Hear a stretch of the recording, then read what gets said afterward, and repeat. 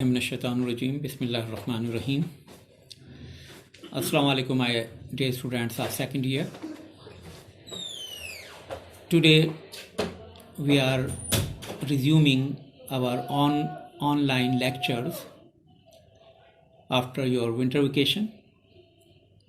Inshallah, in a few days we'll be having our regular classes on campus.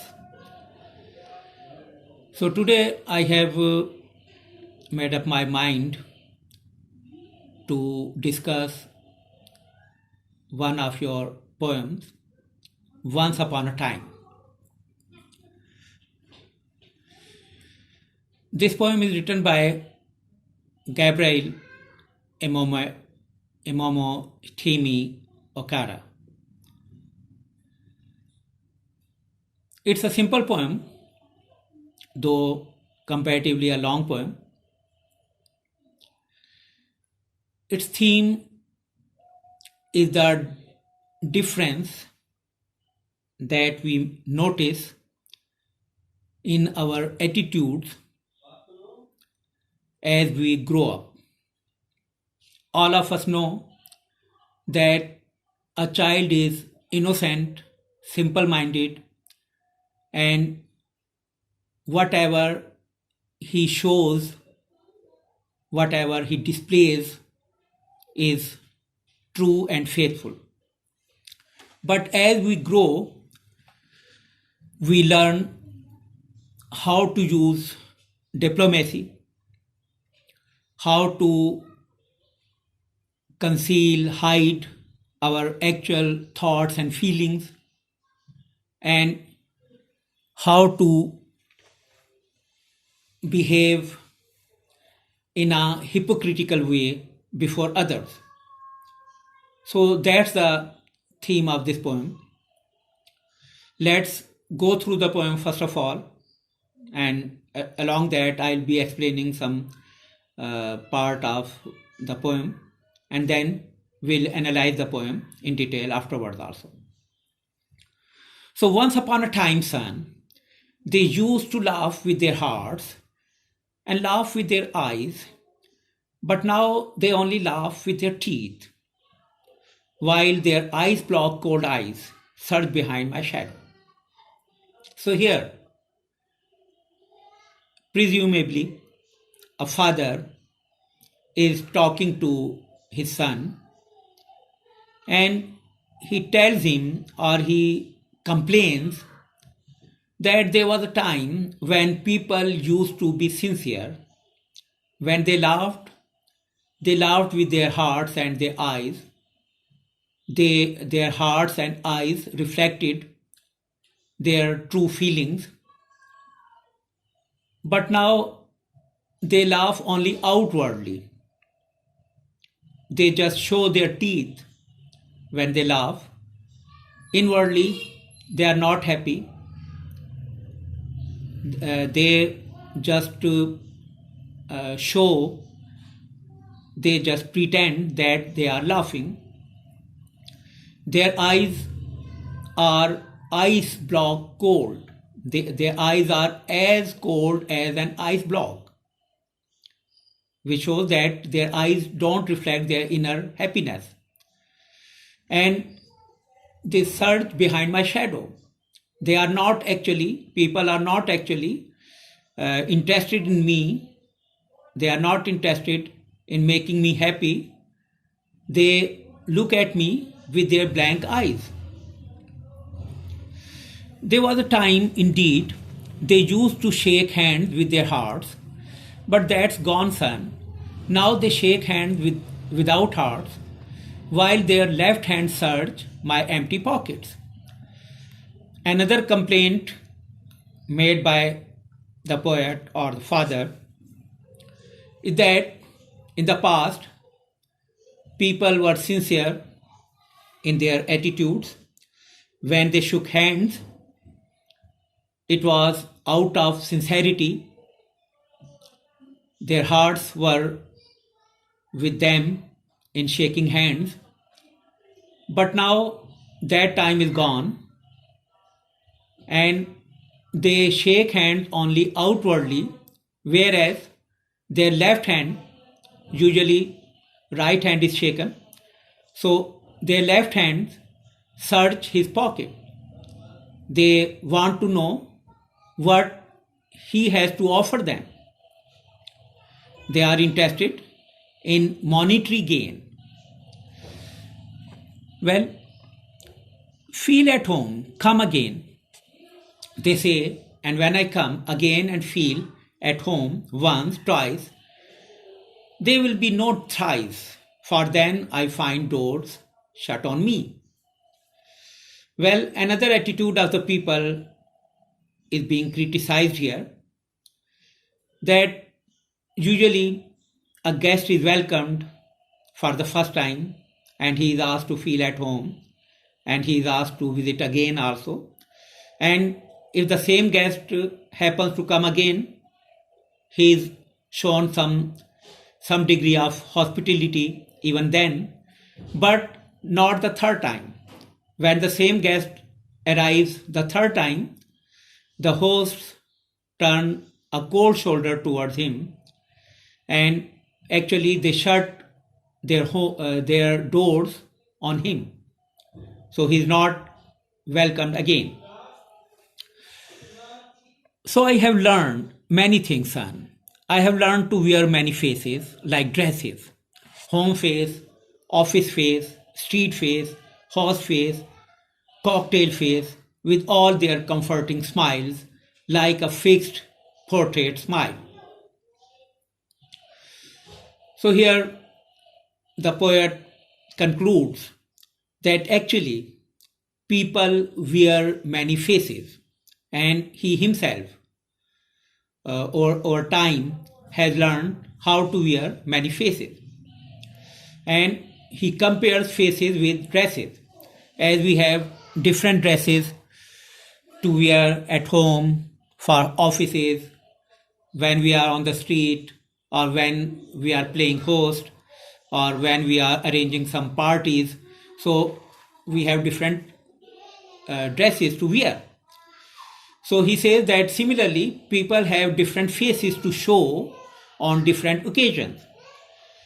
Whatever smiles are there are just comforting, conforming smiles, keeping in line with. They keep their smiles in accordance with the situation, whether they are at home or at office or in the street or wherever. So they have different conforming, suitable smiles for those occasions.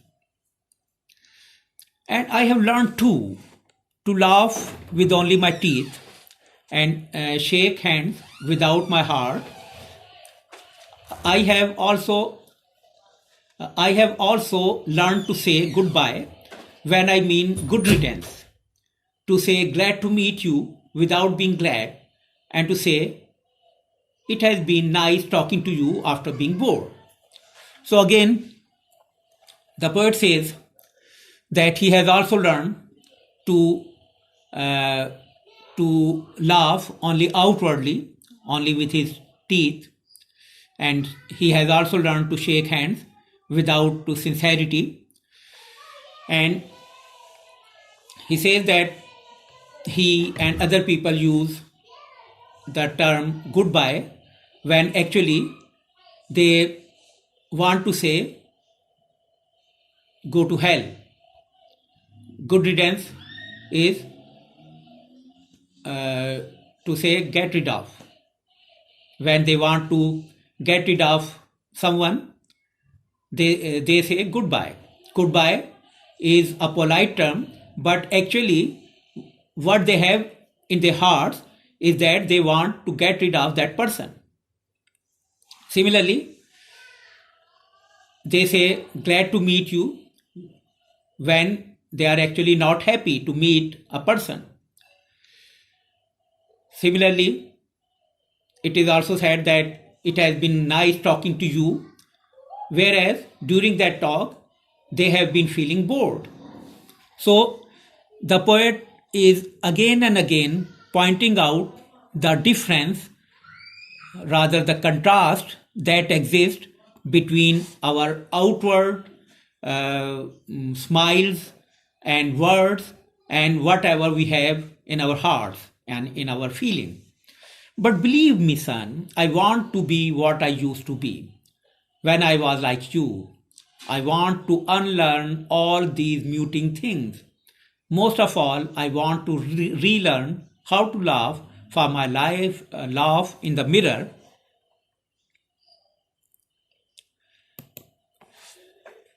for my how to laugh, for my laugh in the mirror shows only my teeth like a snake's bare fangs.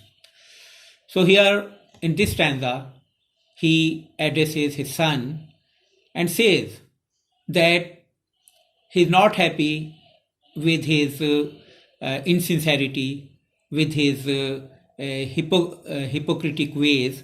He wants to be sincere, he wants to be loyal and faithful. He wants to unlearn whatever age, whatever time has taught him, whatever negative things he has learned from society, from his situation in life. He wants to unlearn all those things. Especially, he wants to unlearn all those muting things. Muting things, silent. Muting means silent. Whatever thoughts are occurring to him, whatever he's thinking silently, which is mostly negative, he wants to unlearn all those things. And especially he wants to unlearn his outward laugh, because he knows that the laugh that is reflected in the mirror is insincere and it is dangerous for others. It is like the bare fangs. Fangs are the hollow teeth, poisonous teeth of a snake. So he knows that his outward smiles and laughs are just like venomous and poisonous fangs. So show me, son, how to laugh. Show me how I used to laugh and smile once upon a time when I was like you. So here he pleads to his son, he appeals to his son to teach him how to laugh sincerely, how to smile sincerely, because once he himself was small, he himself was young, and at that time he was as sincere and as selfless as his son. So that's the poem. Let's go through the analysis also. Yearning for innocence and faithfulness in Gabriel Okra's Once Upon a Time. So here this subtitle shows that basically the poet is appealing, yearning, having desire. He desires to have innocence and faithfulness, the innocence and faithfulness that he owned in his childhood. The poem Once Upon a Time is written by Gabriel Okra, a Nigerian poet. It is written in the backdrop of Nigeria's independence from Britain. Background. So basically, this poem is written in that background when Nigeria got independence from Britain. The poet seems to be shocked by the change of lifestyle, values, morals, and the total change in the worldview in the new independent country. So many things change during our lifetime, and especially when some great thing happens in our society, as happened in Nigeria, that they got independence. So many things, attitudes and lifestyle, values, etc. change. He seems to be mourning for the passing away of a way of life. Though the country is politically independent, it seems to be still influenced by the British culture. The poet remembers the way people used to behave and interact with each other, how the people used to do things with their hearts and soul. So the poet feels that in the past people were more sincere, and whatever they did, they did with their hearts and soul. The poem describes what happens when a traditional African culture and civilization meets with the Western culture. So when there is interaction between cultures, many things change. With his nostalgia is basically thinking and remembering thinking about and remembering, recalling past in a wistful way. The poet recalls the golden times of the past. The purpose of the poem is to outline the behavior and personality of the people at the moment. It also makes an attempt to bring back the personality of the people who used to do things with emotion and heart. The poem is a conversation between a father and his son. The son does things with emotions and father wants to forget his fake personality. Now the son is young. Whatever he does it with sincerity, with emotion, whereas father has developed a fake personality and he wants to relearn and recreate his personality with the help of his son. He asks his son to express true love and to have real concern for others. Gabriel Okra's Once Upon a Time is about the artificial relationship and manners prevailing in the present world. According to the poet, past is better than present because there was love, sincerity, and faithfulness in the past. Now, in the present, everything has changed. Hence, the poet wants to relive the past. Once upon a time, the people used to laugh with their hearts and eyes. That is, there was genuineness in what they said and did. But in the present, there is only outward teeth laugh without understanding the speaker's real self. The eyes are described as ice block cold. The people have become money-minded and they develop their relationships only with the rich. Even when shaking hands with others, they are very artificial and mechanical. So here, actually, a type of paraphrasing is being given. Guests are no longer welcome these days. They are given a warm reception only once. If they visit their friends or relatives thrice or more number of days, the doors are shut on them. In this materialistic and artificial world, the poet has learned many things, especially wearing many faces, like putting on many dresses. One has to have home face, office face, cocktail face, and so on. All are fixed just like the portrait smile. Even the smile is just like a picture smile, a portrait smile. It's not a real smile. As this is the way of the world, the poet or speaker has also learned laughter with teeth. The art of saying goodbye when he means good riddance, glad to meet you when he is not glad, and nice talking to you when bored. So it is all these expressions are basically hypocritical because inwardly the person is not feeling happy or satisfied. The poet wants his son to imbibe the exemplary values of the past. To imbibe is to absorb the exemplary values of the past. Toward the end of the poet appeals to his son to show him how to smile wholeheartedly because the son is still innocent, so he wants to learn that innocence again, relearn that innocence again by him. He desires to revisit the past. His desire to revisit the past is nothing but a yearning for the innocence, faithfulness, and sincerity. So that's all about this poem. I hope that you have enjoyed the poem and understood it in depth. Inshallah, we'll be discussing the poem in our regular classes also. Thank you very much. Take care.